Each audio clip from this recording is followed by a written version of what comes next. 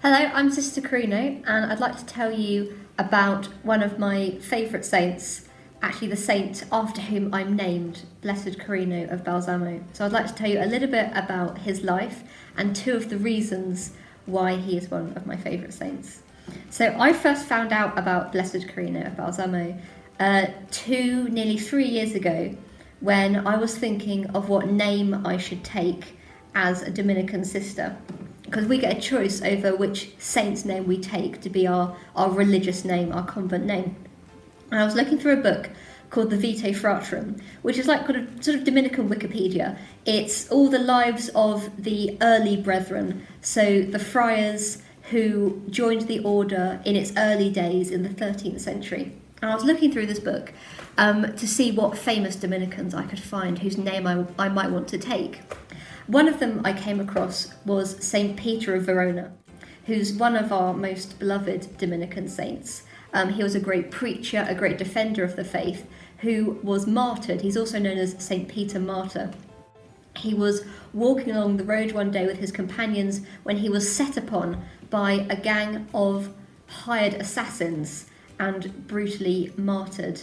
And as Peter Martyr died, he, the legend has it, dipped his finger in his own blood and wrote credo, which is Latin for I believe, in his own blood in the ground.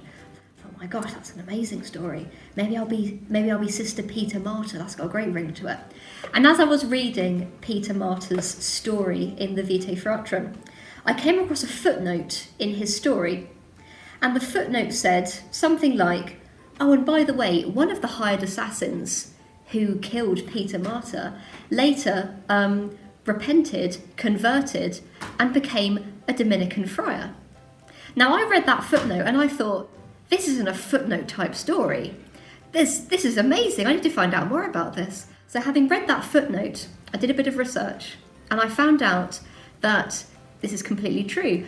After the hired assassins who killed St. Peter Martyr committed their terrible act, one of them, having seen him write the words, I believe, in his own blood in the ground. So he didn't give up his faith in Christ even as he was dying, to the point that he wrote it in his own blood. He saw that, this hired assassin, and he ran away. He ran and he ran. He became very physically unwell. He went to hospital. He thought he was dying, and he asked to have his confession heard. A Dominican priest came and heard his confession. And so this hired assassin was brought back into full communion with the Catholic Church, with the faith which he had committed himself to combating and fighting and killing the members of. He was brought back into full communion with the Catholic Church. And then he decided to become a Dominican friar. So he knocked on the front door of his nearest Dominican priory, which was in Forlì, and he asked to join them. And they let him in.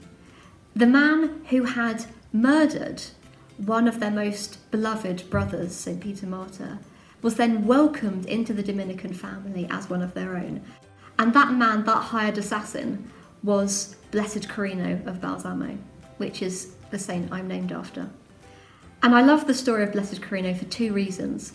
Firstly, he's a footnote. He's literally a footnote. He's a footnote saint. On earth, he's not as well known as the other great Dominican saints. If people ask you to name, say, 3 Dominican saints, you'll probably come out with, St. Dominic, St. Catherine of Siena, and St. Thomas Aquinas, maybe St. Peter Martyr, etc., etc. You probably won't come up with Blessed Carino of Balsamo. He's a footnote in church history. And yet he is as beloved by God as all these other big names that we celebrate in our calendar of saints. It just goes to show that however hidden our lives are on earth, and however implausible our stories might be, none of us are footnotes to God. All of us are big stories in our own right to God. None of us are little insignificant footnotes to God.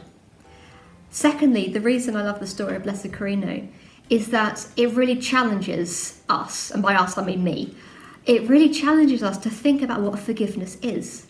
Because it's very easy for us to say, oh yes, forgiveness is very important, very virtuous thing to do, very good thing to do, to forgive the people who hurt you. But when it comes to the crunch, forgiveness isn't something nice and easy and fluffy. it's very hard, it's very mysterious. It's something we can only do with the grace of God and through the love of God. Because so often the situations where we as Christians are called to forgive people are situations where human justice and the human way of doing things just says, don't forgive that person, don't have anything to do with them, get away from them, don't love them. That's stupid, that's reckless. Whereas what we have with a story like Blessed Carino is a wonderful sign of just how great a grace forgiveness is and how powerful a gift it is, but also how much we need God's help to do it. I mean, imagine being one of those Dominican friars who opened the door to Blessed Carino, this murderer who had murdered their beloved brother Peter, and having to forgive him, having to be in a position of saying, you've done a terrible thing, but from now on we're going to love you as a brother. That's really quite shocking and challenging. And so for me, the story of Blessed Carino is a wonderful thing to meditate on. This saint, Blessed Carino, is a great example to us, firstly of how much God's love can change a person, but also how much that change is a work of God and not just a work of human power. It's something more than that. So that's Blessed Carino, and those are my 2 reasons why I love him, and I hope you'll go and maybe look him up a bit further yourself.